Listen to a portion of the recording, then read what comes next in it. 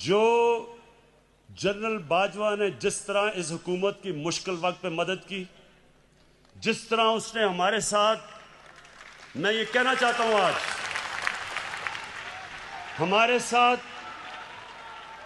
अभी कराची में मदद की जब वो बारिशें आ रही थी, जो हमारे साथ कोरोना के अंदर पूरी तरह मदद की, जो हमारे पास जब एक मुल्क पे पैसा नहीं था, 2 साल पाकिस्तान की फौज ने असल में अपने डिफेंस एक्सपेंडिचर पे काट लिया, क्योंकि उनको फिक्र थी कि पाकिस्तान के पास पैसा नहीं है।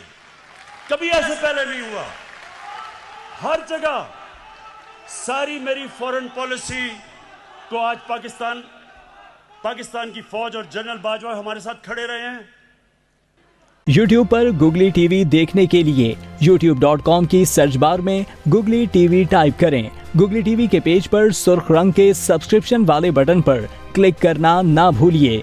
YouTube पर अपलोड होने वाली वीडियो से बाखबर रहने के लिए बेल आइकॉन पर क्लिक कीजिए।